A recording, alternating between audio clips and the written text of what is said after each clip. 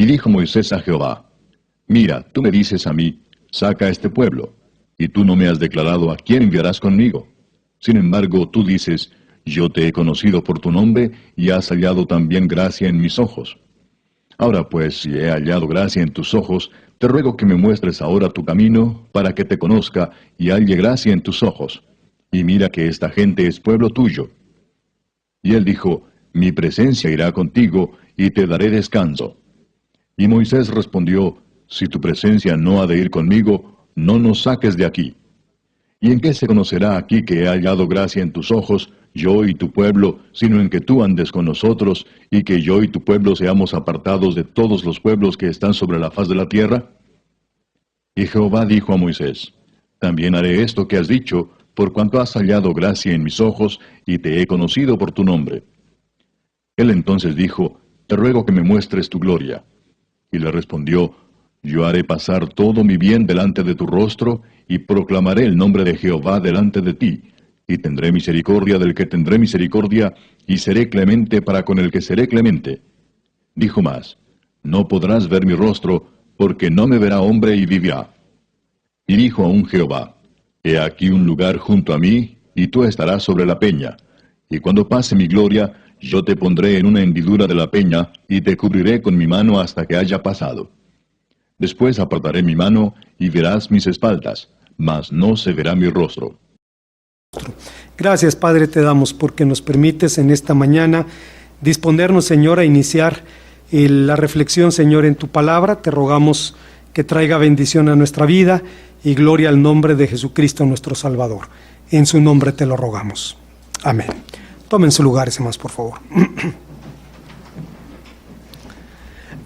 A la luz de las Escrituras es evidente que el Señor valora grandemente el ministerio de la intercesión, un ministerio tan excepcional, tan extraordinario, que es una verdadera joya en el pueblo de Dios.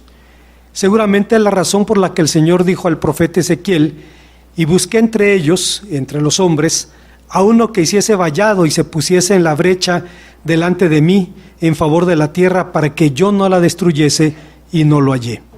Si la tarea de un intercesor es colocarse entre dos que están en conflicto para buscar la reconciliación, es claro que muy pocos hombres han realizado fielmente esta tarea.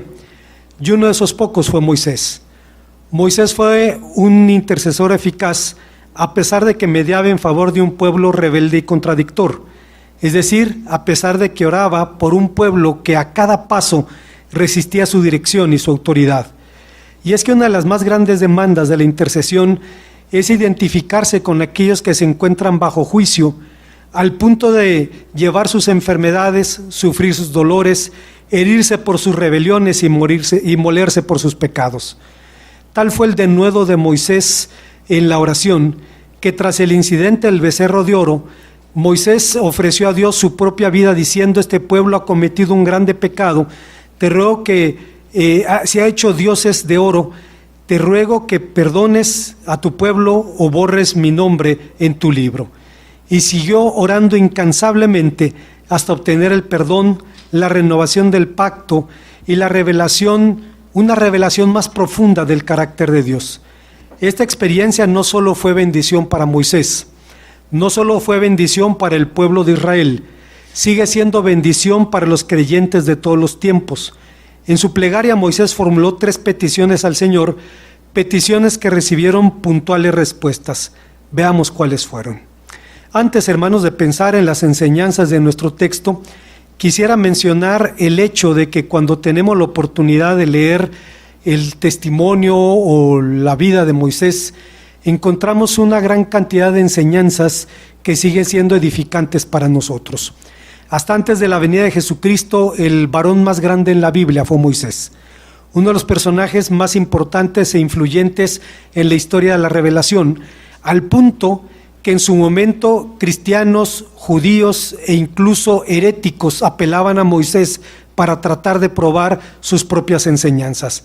En Moisés, hermanos, tenemos el ejemplo de un hombre al que en la tradición judía se le llama el padre de los profetas, pero tenemos también el testimonio de un hombre de oración, de un tremendo intercesor en favor de su pueblo. La palabra de Dios enmarca este incidente en el episodio del becerro de oro. Si usted recuerda, la palabra de Dios dice que en algún momento, cuando Moisés sube al monte para orar, el pueblo le dice a Aarón: Moisés, este varón que nos sacó de la tierra de Egipto, no sabemos qué es de él, haznos dioses que vayan delante de nosotros. Aarón era un hombre dócil, la Biblia dice lo mismo de Moisés, pero la docilidad de Moisés lo llevaba a enfrentar los problemas cuando surgían. Aarón no era así. Y blando como el agua, Aarón se apegó al deseo del pueblo, incluso mostró creatividad e iniciativa. Seguramente labró en madera un becerro de oro y lo cubrió con una lámina de ese metal, y entonces lo presentó al pueblo de Israel con un altar diciendo: Israel, estos son los dioses que te sacaron de la tierra de Egipto. Esto desencadenó la ira de Dios, razón por la cual Moisés tuvo que interceder en este episodio, y es justamente este texto el que destaca más el carácter de Moisés como intercesor. Moisés hizo 3 peticiones al Señor. La primera de ellos era: muéstrame quién irá conmigo. Como antes señalamos, la apostasía generó una profunda crisis en la relación entre Israel y el Señor, pues al pie del monte Sinaí, exactamente en el mismo lugar en donde Dios había dado a Israel su ley, en el mismo lugar donde Dios adoptó a Israel como su especial tesoro y su reino de sacerdotes y gente santa, Israel le dio la espalda a Dios. Ante la ausencia de Moisés, como decíamos hace un momento, quien hablaba en el monte con el Señor, el pueblo arengó a Aarón diciendo: levántate y haznos dioses que vayan delante de nosotros. Una vez que Aarón les presentó un becerro de oro, el pueblo clamó: Israel, estos son tus dioses que te sacaron de la tierra de Egipto. Este acto de rebeldía tuvo consecuencias, pues además de la mortandad de 3,000 hombres, de lo que nos habla Éxodo 32:28, dio lugar a una declaración divina que, como una espada sostenida por un hilo, pendía sobre la cabeza de la nación. Dios dice: yo ya no iré más con ustedes porque son un pueblo de cabeza dura. Si los acompañara un momento más, los aniquilaría. Dios había juzgado varias veces la rebeldía de Israel, pero en este momento le dice al pueblo: sigan su camino. Hasta aquí llegamos, yo no sigo con ustedes. Si siguiera un momento más con ustedes, los acabaría. Y entonces, cuando el pueblo escuchó estas palabras, se vistió de luto, temiendo que el Señor cumpliera su palabra por haber agotado su paciencia. Sabían que esta vez habían traspasado los límites. En el pasado habían murmurado contra Él. Habían repudiado el pan del cielo que les regalaba y le exigieron carne. Le habían demandado agua. Incluso conspiraron para nombrar un líder que los regresara a la esclavitud en Egipto. Pero ahora se hicieron un ídolo al que le atribuían la liberación, guardando el sentido de proporción. Una cosa es que una mujer hable mal de su marido e incluso lo desobedezca, y otra que adultere con otro hombre. Así que Israel había pasado de la desobediencia al adulterio espiritual, de la resistencia a la voluntad de Dios a la negación de Dios mismo. Y fue este marco en el que surgió la grandeza de la figura de Moisés como mediador. Es curioso, hermanos, que el libro de Éxodo, capítulo 33, no aparezca la palabra oración, pero el diálogo que Moisés sostenía con Dios no era otra cosa. Resulta sintomático entonces que la página que contiene el más alto testimonio del ministerio de intercesión de Moisés no haya detallado su intervención, y seguramente se debió a que era el varón más manso sobre la faz de la tierra. Hay personajes bíblicos que pudieron jactarse de algunas cosas y no lo hicieron. Cuando el apóstol San Juan hablaba de su persona, decía: aquel a quien amaba el Señor, pero no decía aquí su humilde servidor al que más ama el Señor. Evitaba o eludía cualquier situación que tuviera connotaciones de soberbia. Y en la página en donde vemos el más intenso ministerio de Moisés como intercesor, Moisés no dice una palabra sobre el asunto. ¿Cuánto tiempo duró este diálogo? Basados en la redacción del texto, concretamente versículos 8 al 11, Los intérpretes judíos afirman que fue un diálogo de 40 días durante los cuales el profeta suplicó por la restauración del favor divino. Hay incluso, hermanos, un vocabulario que es desconcertante cuando se habla de la intercesión de Moisés. En el texto se nos habla de que Moisés azotaba el rostro de Dios, lo que nos lleva a una pregunta: ¿cómo puede entenderse esto? De entrada, usted sabe, Dios no tiene rostro, Dios es un espíritu. Eso es un antropomorfismo, es una figura humana para hablar de la presencia de Dios. ¿En qué sentido azotaba el rostro de Dios? Cuando alguien tiene que preparar tortillas de harina, tiene que trabajar con la masa, tiene que luchar con ella para ablandarla, para que tenga buena textura. Algo similar estaba haciendo Moisés con Dios, hablando con él, buscando que pusiera buena cara. Seguramente fueron 40 días de intercesión. Sin embargo, algo extraño había también en las palabras de Moisés. Moisés le dice al Señor: mira, tú me dices, saca a este pueblo, pero no me has declarado quién irá conmigo. Es claro que Moisés estaba consciente de la presencia divina. Si en ese tiempo había un hombre consciente de la presencia de Dios, era Moisés. Y si no, podemos recordar las palabras de la oración por excelencia de Moisés, el Salmo 90, en donde el profeta dice: Señor, tú nos has sido refugio de generación en generación. Antes que naciesen los montes y formase la tierra y el mundo, desde el siglo y hasta el siglo, tú eres de Dios. Así es que es inevitable preguntarnos cuál es la razón de las palabras de Moisés.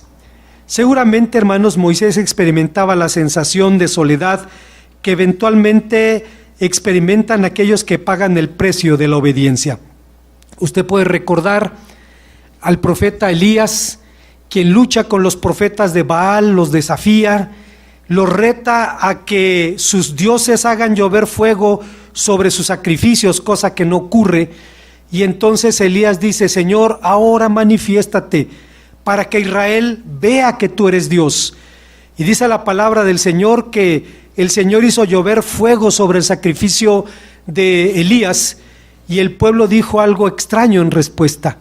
Empezó a clamar diciendo: el Señor es el Dios, el Señor es el Dios. Una expresión rara, pero que nos permite entender que a esas alturas el pueblo ya no sabía quién era Dios, ya no sabía ni siquiera en quién creía. Era la victoria más grande que Elías hubiera tenido en su ministerio. Los profetas de los dioses falsos fueron degollados, y en el momento en que hubiera esperado un desfile triunfal, recibe las palabras de la reina de Israel, quien le manda decir: que así me hagan mis dioses y aún me añadan si mañana tú no estás como esos hombres degollados. Y entonces el hombre se derrumba y se va al monte Oreb, al lugar donde todo había empezado, y tiene allí una experiencia teofánica, un encuentro con el Señor, y le dice: he sentido un vivo celo por el Señor de los ejércitos. Han matado a tus profetas, han derribado a tus altares, y solo quedo yo. Y el Señor, en otras palabras, le dice: no, Elías, mi obra la sostengo yo, no la sostienes tú. Él experimenta la sensación de la ausencia divina, y podemos recordar incluso al Señor Jesús en su Getsemaní y en su cruz, diciendo: Dios mío, ¿por qué me has desamparado? Esa sensación de la ausencia divina que en algún momento experimentan los mejores hombres de Dios, deben experimentarla antes de experimentar también su salvación en medio de las circunstancias. Es la razón por la que uno de los profetas le decía a Dios: verdaderamente eres un Dios que te encubres, un Dios que te encubres y salvas, que escondes tu rostro para revelar tu salvación. En suma, Moisés necesitaba reafirmar su certidumbre de la presencia divina, porque sin ella Israel no sería un pueblo distinto a los otros pueblos, y tampoco tendría sentido continuar con ese peregrinaje. La única razón de ser del pueblo de Israel era convertirse en un reino de sacerdotes y gente santa. Era dar cumplimiento a la promesa que Dios había dado al patriarca Abraham cuando le dijo: te bendeciré y serás bendición, y serán benditas en ti todas las familias de la tierra. Así que, ¿cuál fue la respuesta de Dios? Su respuesta fue: mi rostro irá contigo. La Reina Valera 60 traduce: mi presencia irá contigo, pero lo que Dios dijo realmente fue: mi rostro irá contigo. El Señor escuchó la petición de Moisés y le respondió que sería Él mismo, no un mensajero humano, no un ángel quien lo acompañaría por el resto del camino a la tierra prometida. Pero no solo le prometió su presencia, sino que también le ofreció su reposo, es decir, la seguridad de que aunque no entró en la tierra prometida, alcanzaría el reposo prometido. Tal vez usted recuerde aquel pasaje al final del ministerio de Moisés, cuando Moisés, exasperado, le da agua al pueblo y Dios le dice: no me has dado gloria delante del pueblo. Por tanto, sube a la cumbre de Pisga en el monte Nebo, contempla la tierra prometida porque no entrarás en ella. Y la pesada figura de un hombre de 120 años subió la cumbre de Pisga y pudo contemplar desde allí la tierra prometida. Ahí estaba el valle del Jordán, ahí estaba la llanura costera, el desierto de Judea, el río Jordán se extendía delante de sus ojos. Casi podía extender la mano para tocarla, pero no entró a ella. Pareciera un acto de injusticia que el Señor privara a su siervo de entrar en la tierra prometida. Pero el autor de la epístola a los Hebreos nos dice que muchos de los héroes de la fe murieron saludando de lejos, viendo de lejos la promesa, porque Dios les tenía reservado algo mejor. Que no les tenía reservada una patria terrenal, sino una ciudad construida, edificada, cuyo arquitecto es precisamente el Señor. Allí llevó a su siervo, de donde lo mandó una vez más a la tierra, al monte de la transfiguración, a confirmar junto con el profeta Elías el ministerio que el Señor Jesús tenía que cumplir en esta tierra. Hay una segunda petición que hace Moisés, y es: muéstrame tu camino. Antes, hermanos, de pensar lo que significa esto, debo decir, hermanos, que hay textos de la Biblia que pueden apoderarse de nosotros y pueden permanecer en nuestro corazón y generarnos dudas y preguntas que no podemos responder. El hermano Rodolfo Gómez, que era profesor de homilética en el seminario de Torreón, decía que hay textos de la Biblia que se levantan como una mano de las páginas y nos toman del cuello y nos dicen: no te soltaré hasta que me prediques. Podemos predicarlos en esos días o en los siguientes meses, o puede tomarnos incluso décadas, pero en algún momento tenemos la bendición de compartir ese pasaje, y es el caso de un servidor. Recuerdo que por años resultaba intrigante y fascinante este pasaje. La segunda petición que Moisés hace es: muéstrame tu camino, lo que nos lleva a la pregunta de qué camino hablaba. De forma general, camino designa una línea geográfica, tanto en el sentido espacial como en el sentido figurativo. Si usted recuerda, el libro de Lucas nos habla en la parábola del buen samaritano de un hombre que descendía del camino que va de Jerusalén a Jericó. Era un camino sinuoso en donde era muy fácil sufrir asaltos. Ahí se usa la palabra camino en sentido literal, pero también puede utilizarse en sentido figurado. Podemos recordar a Salomón en Proverbios que dice: hay caminos que al hombre le parecen derechos, pero su fin es camino de muerte. Y el salmista también suplicaba en el Salmo 24, diciendo: muéstrame, oh Señor, tus caminos, enséñame tus sendas, encamíname en tu verdad y enséñame. Es evidente que cuando el salmista le pedía a Dios que le enseñara sus caminos y sus sendas, le estaba pidiendo que le permitiera vivir en su verdad. Pero camino también designa el propio proceder de Dios, sus propósitos y sus métodos. De modo que con su súplica Moisés estaba diciendo, en otras palabras: si he hallado gracia ante tus ojos y me has reconocido como tu siervo y me has llamado a ser líder de este pueblo, no me dejes sin conocer tus intenciones para con él. Uno de los más grandes desafíos de cualquier líder cristiano es saber qué es lo que Dios quiere para ese rebaño y para ese pueblo. Es un tremendo desafío porque hay una tentación muy fácil conseguir con la inercia de la tradición y de la costumbre. Hay que hacer las cosas que hay que hacer porque así se tienen que hacer. Antes bien preguntar qué es lo que quiere Dios que hagamos, a dónde quiere Dios que vayamos.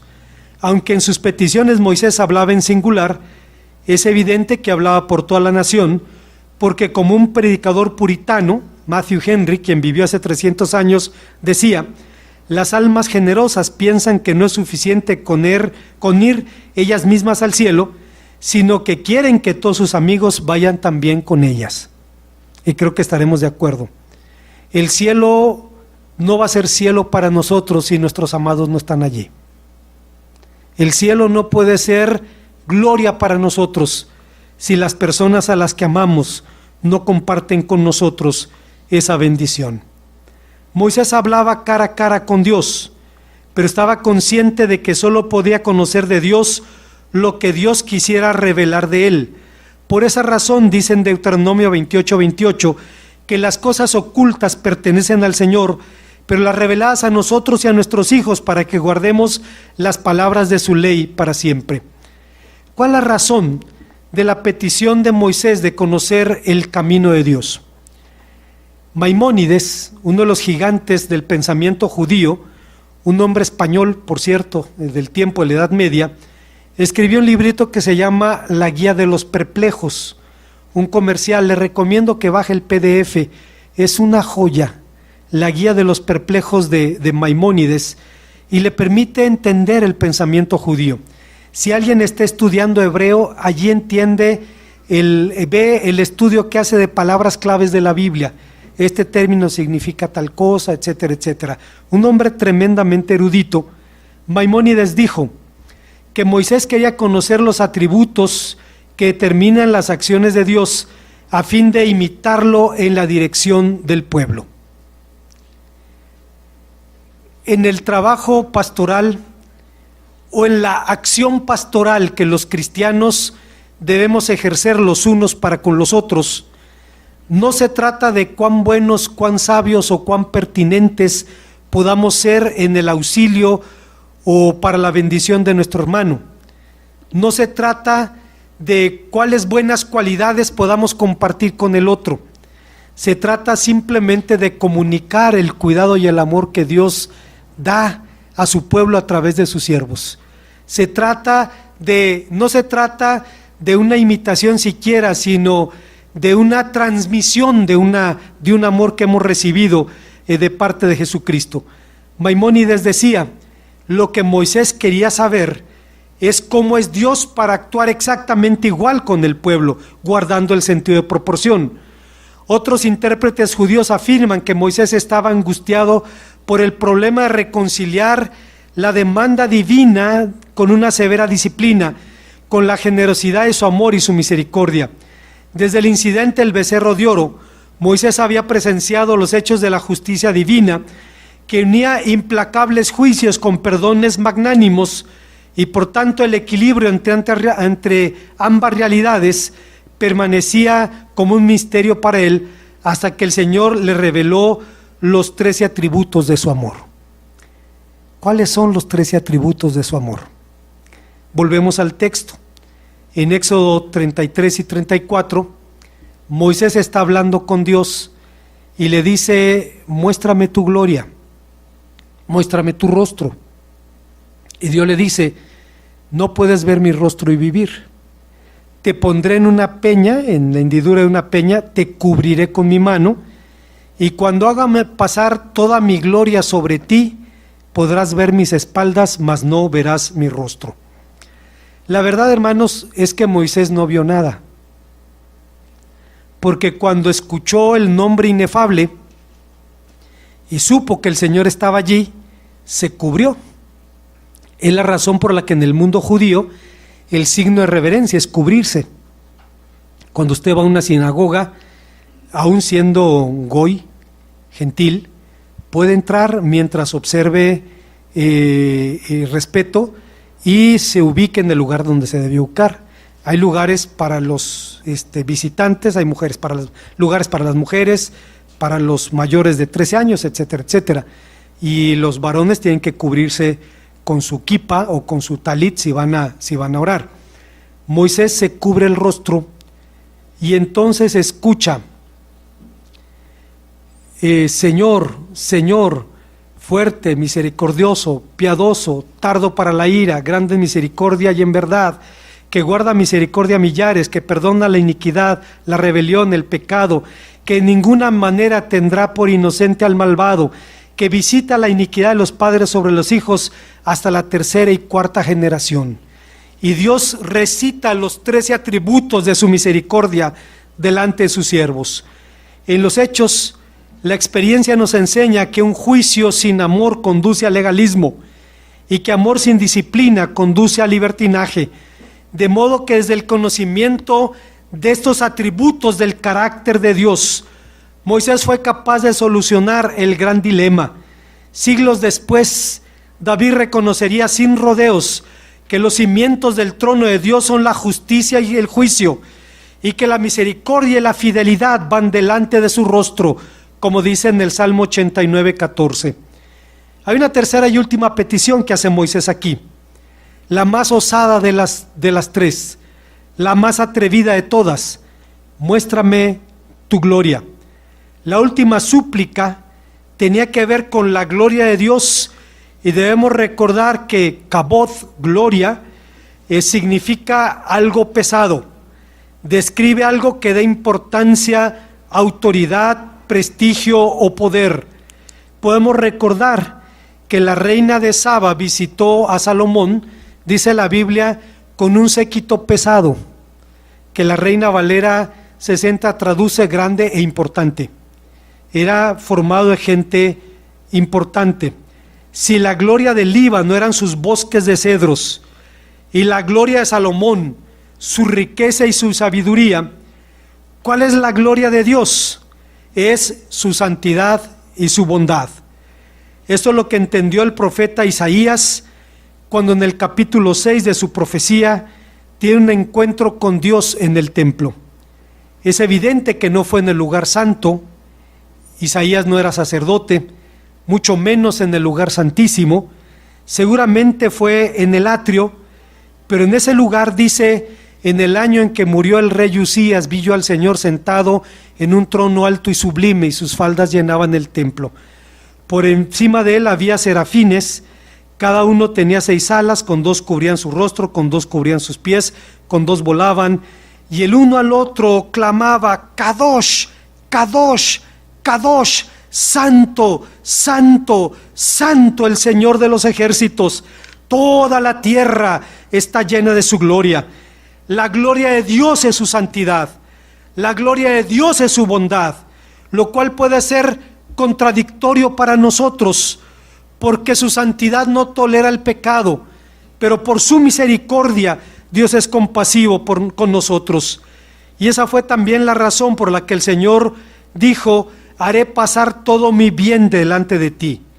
Es evidente que Moisés no pensaba que la gloria divina fuera algo que pudiera verse con los ojos. Lo que realmente estaba pidiendo era que el Señor le permitiera conocer más profundamente las cualidades eternas de su ser. No era una petición ociosa, era la súplica de quien quería conocer mejor a aquel a quien servía. Alguien dijo al respecto: lo que Moisés quería ver, como la respuesta de Dios lo demuestra, debió ser algo que sobrepasara las revelaciones anteriores de la gloria de Dios, incluso más allá de hablar cara a cara con el Señor. Hasta ese momento, Moisés había percibido manifestaciones de Dios, visiones en las que Dios se autolimitaba para hacerse accesible a sus sentidos. Dice en Números 12:8 que eran simples similitudes del Señor, es decir, manifestaciones en las que Dios se hacía accesible a los sentidos de Moisés. Pero ¿cuál era la petición, la razón de esta petición? Juan Calvino dice que Moisés no se vio apremiado a formular esta petición por curiosidad, como la de las mentes de la mayoría de los hombres que intentan penetrar con audacia los últimos secretos del cielo. Esa no era la motivación de Moisés, sino un deseo de trascender el abismo que había escarbado la apostasía de la nación, para que el futuro pudiera tener una base más segura que la historia previa le había dado. Si la base de la confianza de Moisés en el futuro estaba en la fidelidad del pueblo, el pueblo estaba perdido. Tenía que haber otra fuente de poder. Debía haber otra fidelidad que hiciera posible el proyecto de Dios, y es lo que Moisés quería conocer. La respuesta de Dios fue entonces contundente. Le concedió su petición, pero solo hasta el límite que establecía la diferencia entre el Dios santo e infinito y el hombre finito y pecador. Y le dijo: haré pasar todo mi bien delante de tu rostro y proclamaré mi nombre delante de ti, y tendré misericordia del que tendré misericordia, y seré clemente para con quien seré clemente. Y dijo: pero no podrás ver mi rostro, porque no lo verá hombre y vivirá. Juan Calvino dice que es verdad que Dios se manifestó eventualmente con ciertas señales, pero cuantos signos quiso tomar para manifestarse a los hombres, se adaptaban más bien a su manera de enseñar, y a la vez advertían a los hombres sobre lo incomprensible de su esencia, porque la nube, el humo y la llama de los que nos hablan de Deuteronomio 4, aunque eran señales de la gloria celestial, no dejaban de ser un freno para detener el entendimiento, para que no intentase subir más alto, por lo cual ni aun Moisés, con quien Dios se comunicó más familiarmente que con ningún otro, pudo lograr, por mucho que suplicó, ver su rostro. Antes bien le respondió que el hombre mortal no es capaz de resistir semejante claridad. ¿En qué consistió entonces la visión de Moisés? Se ha respondido a esta pregunta de varias maneras. Matthew Henry decía que cuando leemos Isaías 38:17, dice que el Señor echó sobre sus espaldas el pecado de los hombres. Isaías 53:6 dice que lo echó sobre el Señor Jesús. Y entonces dice Matthew Henry, podemos entender que Jesucristo es la espalda de Dios, más aún el resplandor de su gloria y la fiel representación de su ser. Sin embargo, las espaldas, en contraste con el rostro, significan el reflejo de la gloria de Dios que acaba de pasar. Al igual que el carácter del hombre se manifiesta en su rostro y la vista de la espalda solo nos da una perspectiva incompleta de él, así Moisés solo pudo ver un pálido reflejo del verdadero ser de Dios. Si no podemos ver el sol directamente, ¿cómo podremos ver a aquel que creó no solo sino todos los que hay? Si los serafines, seres ardientes y fieros, seres de fuego, se cubran el rostro ante la gloria del Señor, ¿cómo podría contemplarla un hombre mortal? Como conclusión, no hay duda de que este es uno de los relatos más fascinantes y desafiantes del libro del Éxodo, así es que es prudente escuchar las voces de los hombres del pasado respecto a este texto. Rabbi Hirk, un autor de la Edad Media, decía que en ninguna parte de la ley demanda mayor cuidado en la traducción y explicación que la sección que va del versículo 12 al final del capítulo, porque por medio de este relato somos conducidos por regiones que trascienden los límites del conocimiento humano. Hay algo sintomático, hermano, en los autores de la Biblia y en los padres apostólicos. Todos ellos hablaron de la eternidad, pero ninguno trató de explicarla, porque sabían que hay una discontinuidad entre el hombre y Dios, que la eternidad es un concepto más cualitativo que cuantitativo. Hay personas que dicen, la eternidad sentado en una nube y tocando el arpa, qué aburrido. Sí, si tu visión de la eternidad es eso. Pero la eternidad tiene que ver con una relación, tiene que ver con estar con la persona a la que amamos. Otras veces he dicho esto, Cuando servía en la iglesia Bautista Betel, en la Ciudad de México, conocí a Manuel Arsabe. Recuerdo su nombre por dos razones. Porque él me dijo, ¿usted es de Torreón? Sí. Mi papá fundó la ciudad de Torreón.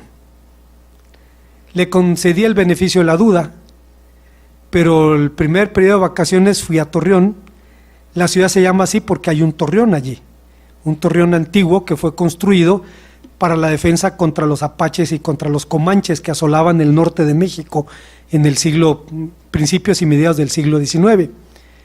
Y en ese torreón hay una placa, o había porque ya se la robaron, una placa de bronce y la lista de todos los fundadores y el último nombre, Manuel Arsabe. Entonces sí, tenía razón. Y la segunda razón por la que lo recuerdo es por su historia de amor. Lo había platicado en alguna ocasión. El hermano Arsabe tenía su novia en Iguala.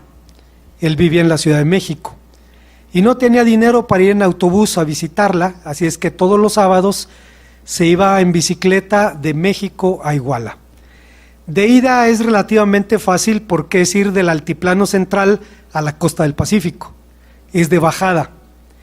Decía el hermano Manuel, cuando no estaba con ella, era una eternidad insoportable. Cuando estaba con ella, el tiempo era un suspiro, se iba muy rápido. Y cuando empezaba a atardecer, la hermana le decía a Manuel, regrésate porque se te va a hacer tarde. Y ahora tenía que pedalear cuesta arriba hasta la Ciudad de México. Y lo hacía cada 8 días por una sola razón, porque quería estar con la mujer a la que amaba. El galardón que esperamos los cristianos tiene que ver con la comunión con el Señor. La eternidad no es un concepto cuantitativo. ¿Cuánto dura la eternidad? No podemos imaginarlo porque tendríamos que apelar a lo que conocemos para tratar de describir lo que desconocemos. Pero a la luz de la Biblia sabemos que es un concepto cualitativo. Tiene que ver con la comunión con nuestro Dios. Así es que Rabí Hirk decía que ninguna parte de la Biblia demanda mayor cuidado en la traducción-explicación que esta sección, porque por medio de este relato somos conducidos por regiones que trascienden los límites del conocimiento humano. Tras la apostasía de Israel, el Señor dio por anulado el pacto y ordenó a Moisés que dijera al pueblo se quitara sus atavíos, se despojara de sus lujos y de sus alhajas y esperaran la sentencia que el Señor les iba a dictar. Y entonces, sin que mediara la orden divina, Moisés tomó una medida cautelar, sacó el tabernáculo del campamento y lo llevó lejos, como signo de la separación que las maldades de Israel habían hecho para con Dios, y también como una forma de apaciguar el furor divino. Después de esto, se dispuso a ponerse delante de Dios y su pueblo buscando su perdón. El texto no detalla este diálogo. La página más gloriosa del ministerio de intercesión de Moisés no da detalles sobre su intercesión. Lo cierto es que el relato da fe de un cambio de la ira divina antes de la intercesión a la respuesta que encontró después con la renovación del pacto. ¿Qué respuesta obtuvo Moisés a las súplicas? El Señor le prometió que sería él mismo quien lo acompañaría por el resto del peregrinaje. Le permitió conocer su camino, revelarle los atributos de su amor y le permitió también contemplar un pálido reflejo de su gloria. Hasta el día de hoy, en el mundo judío se invoca el nombre de este profeta y se le llama Moshe Rabbeinu, que significa Moisés nuestro maestro. Pero el Señor lo utilizó como instrumento para darnos a conocer su palabra, aunque no correspondería a Moisés ni conocer ni dar a conocer la plenitud de Dios a los hombres. Ese honor cabría en alguien más grande que Moisés. Quiso Dios revelarse plenamente en aquel de quien San Pablo dice: Él es la imagen del Dios invisible, el primogénito de la creación, porque en Él fueron creadas todas las cosas, las que hay en los cielos y en la tierra, visibles e invisibles, sean tronos, sean dominios, sean principades, sean potestades, todo fue hecho por medio de Él y para Él. Y Él es antes que todas las cosas, y todas las cosas en Él subsisten. Él es la cabeza del cuerpo, que es la iglesia. Él es el principio, el primogénito entre los muertos, para que en todo tenga la preeminencia, por cuanto agradó al Padre que en Él habitase toda plenitud. Bien dijo el apóstol San Juan: a Dios nadie le vio jamás. El unigénito Hijo que está en el seno del Padre, Él le ha dado a conocer. Una vez más, hermanos, el ministerio de intercesión es una joya muy rara en el mundo cristiano. El día de ayer, en el grupo de varones que hablamos acerca de los varones, estamos estudiando los hábitos de Jesús, y uno de sus hábitos era orar. Y es un estudio muy sencillo pero muy poderoso. Alguien recordó un hecho histórico, y fue la intercesión de los moravos. Moravia es una región de la antigua Checoslovaquia, donde un noble abrió sus tierras para que todos los perseguidos por la fe llegaran a refugiarse allí. Llegaron calvinistas, luteranos, anglicanos, anabautistas, pero digo esto con todo respeto: meter toda esa gente en ese lugar fue como meter perros y gatos en un costal. Empezaron a pelearse por doctrina, hasta que el conde Zinzendorf, el dueño de la tierra, dijo: vamos a orar. Y entonces los moravos decidieron hacer una vigilia de oración, orar las 24 horas del día por turnos, 365 días al año, por más de 100 años. Cuando iban 40 años, la mitad de la gente de la iglesia ya no estaba allí. No es que se hubieran ido porque no les gustara orar, estaban sirviendo como misioneros en el mundo. La primer pareja que mandaron a Groenlandia murieron, y había decenas de voluntarios haciendo fila para seguir el ministerio que ellos habían tenido. Algo fabuloso de los moravos es que oraban por sus misioneros, les daban una Biblia y Dios te bendiga, y no lo sostenían económicamente. Ellos tenían que ir, ganar su propio sustento y predicar la palabra del Señor. Somos herederos indirectos de la bendición que los moravos trajeron al mundo. John Wesley, el fundador del metodismo, fue alcanzado por los moravos. Esto permitió a Wesley, cuando era misionero en Estados Unidos, descubrir algo que no había sospechado. Wesley lo dijo en su biografía: vine a América pensando ganar a los indios en Georgia, y descubrí lo último que esperaba descubrir en mi vida, que queriendo ganar a otros para Cristo, yo mismo no había creído. Y entonces se convirtió, empezó su ministerio. Y hermanos, los bautistas fuimos herederos directos junto con los metodistas de los avivamientos de los siglos XVIII y siglo XIX.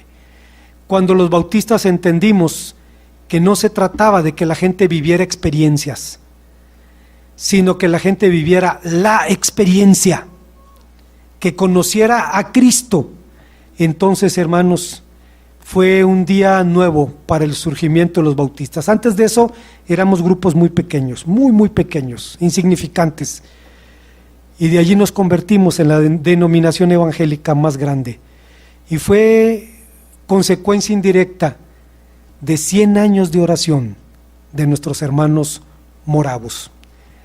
Así es que es una rara joya en la experiencia cristiana, pero es evidente que Dios se agradaba de la oración de Moisés. En algún momento le dice a Jeremías: aunque Moisés y Samuel se pongan delante de mí para orar por este pueblo, no los oiré, porque decía: han agotado mi paciencia.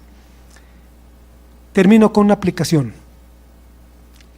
Carlos Spurgeon dijo en alguna ocasión: ¿ora usted como debiera por su familia, por su iglesia y por el mundo? Si usted lo hace, yo no, y lo digo con vergüenza. Y mientras le exhorto a esta noble tarea, me exhorto a mí mismo, recordando que si hay una razón por la cual llegamos a creer, fue porque alguien oró por nosotros. Tal vez alguien oró para compartirle. Tal vez fueron sus padres. Tal vez un esposo cristiano. Tal vez cuando era criatura, decía Spurgeon, su verdadero bautismo lo recibió sobre su sien en las oraciones de su madre que se vertían sobre usted. La persona más miserable de este mundo es aquella que no tiene nadie quien ore por él. Que ninguno de sus conocidos diga, no tengo quien ore por mí. Moisés lo hizo. Y dice la palabra de Dios que el Señor le dijo a Moisés, mira, he aquí renuevo el pacto y haré cosas en medio de ustedes cuales nunca habían sido hechas y no serán hechas jamás. Se renovó el pacto y pudo lograr la bendición de la misericordia de Dios sobre ese pueblo. Hermanos, vivimos tiempos difíciles en todos los sentidos, especialmente en lo que tiene que ver con la obra del Señor. Vivimos una deserción masiva de los jóvenes de las iglesias. La escuela dominical está en crisis mundial. Hace unos meses en la iglesia del Calvario en Torreón estaban preparando a la iglesia para la escuela bíblica a vacaciones, y alguien presentó un video muy corto y dijo, pero hermanos, con tristeza tengo que decir, acabamos de construir la planta educativa nueva, son salones preciosos, pero están vacíos porque no hay niños en nuestra iglesia. O sea, tenemos que orar por eso. Pues hermanos, Moisés lo hizo y Dios le concedió las peticiones de su corazón. Oremos al Señor. Gracias, Padre Santo, una vez más, porque nos permite recordar en tu palabra lo que tú dices, quién tú eres y lo que tú haces. Gracias porque no has cambiado y porque tu anhelo, Señor, es que podamos estar en sintonía con tu voluntad para ver este mundo rendido a los pies de Cristo, nuestro Salvador. Que sea así, te lo rogamos en su nombre. Amén.